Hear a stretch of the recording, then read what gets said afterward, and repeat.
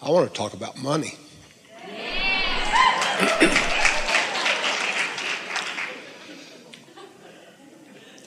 Now, I'm willing, but I don't want to win the lottery. I want to be not afraid about money. I have a middle-class life, comfortable, but you would think when I'm spending $15 for parking that I was destitute.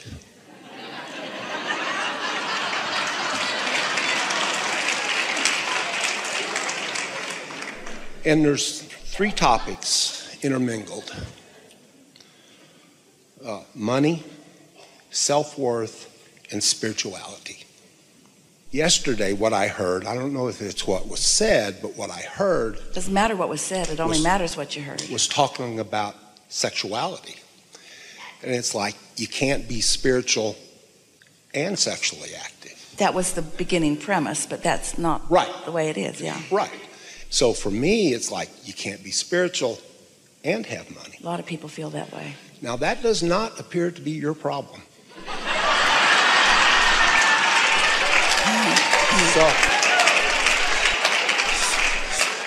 So this will be easy for you to hear too, because you've already found so much resonance with the basics of the laws of the universe that this will be easy for you to find resonance with.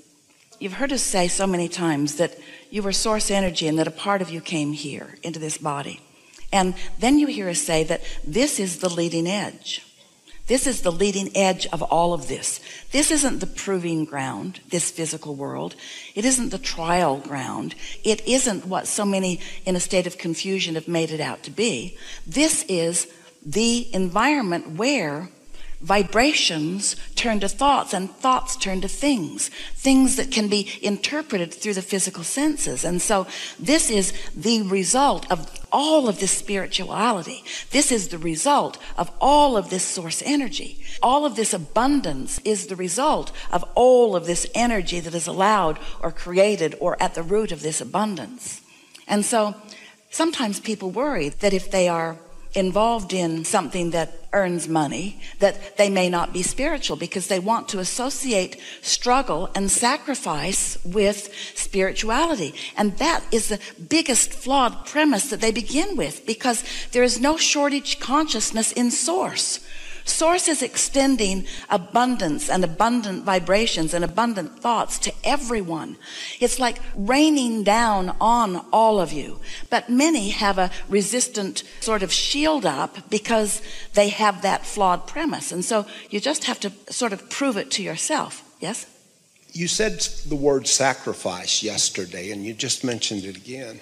Because people think there's no gain without pain and so forth. And one of our masters, spiritual masters, sacrificed in the Abrahamic religion.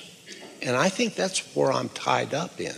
You have to willingly give up to give service to others. You're talking about Jesus? Yeah. It's interesting how humans who weren't thinking about alignment or not speak so much more about a state of misalignment than all of the alignment and all of the message that flowed in that state of alignment. That's what we're talking about when you try to learn teachings that have been written that weren't in your time, that weren't written to you, that weren't written about your questions. You have all of this that's flowing directly to you, and yet people want to dig up some form of something that was all those thousands of years ago and make it somehow apply to them. And then in the generations that follow and the translations that follow, the misunderstanding of the reinterpretation of it, there was never a time that this consciousness that you in this moment are naming Jesus proclaimed that he was always in alignment with that, ever. And yet that's the way humans tell the story. And so they tell a story in a way that is flawed, and then you all measure yourself against a flawed story and then wonder why you can't accomplish that.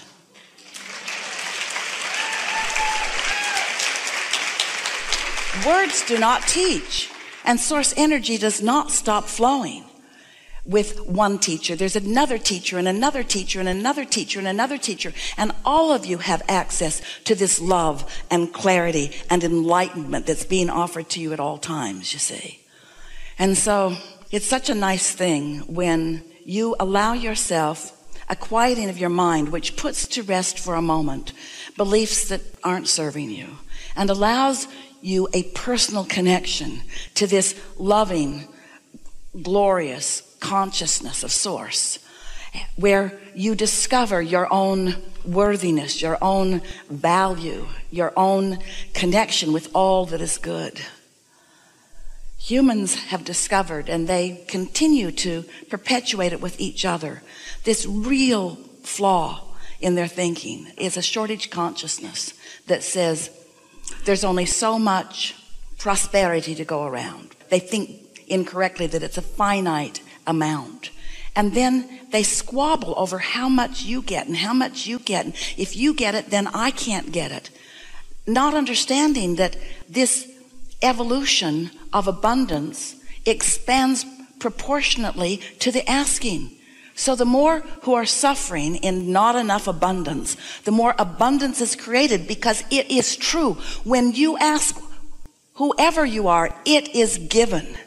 But the question is, are you in a state that is allowing what you've asked for to come in, or do you believe that you have to follow impossible rituals that have been passed on from generations in a not true way of understanding in order to be worthy? It's such an interesting thing to watch people pinching themselves off from the very source that they want to be with in order to prove their worthiness to be with that source. It's interesting that for so many humans, you've actually come to a place where you have rendered your own guidance system ineffective, because you say, if it feels good, it isn't.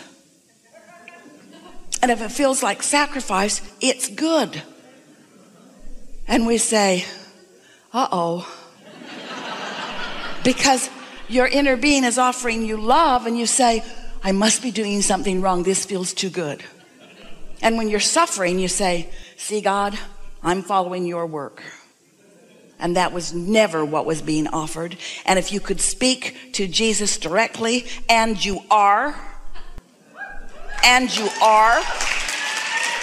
same family of teachers, and you are, what you would hear is, as you're standing in front, dripping your illness, don't talk about that.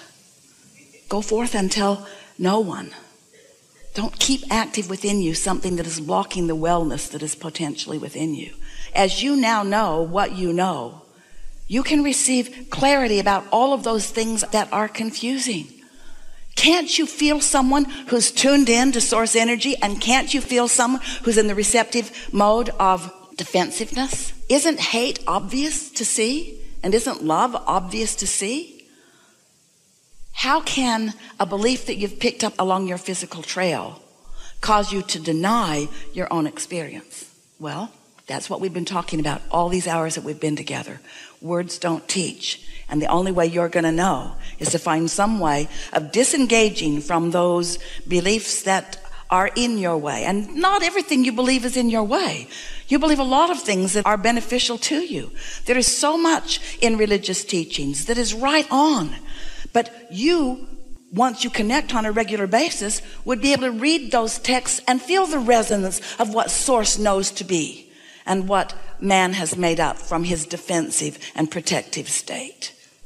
Almost every religious text has come through many hands of economic leaders who have adjusted for the economic value, not for the spiritual understanding. There is no teacher who has been accurately or for very long at all expressed further. That's why Source doesn't count on a teacher or a leader. Source gives it to everyone. To everyone. To everyone.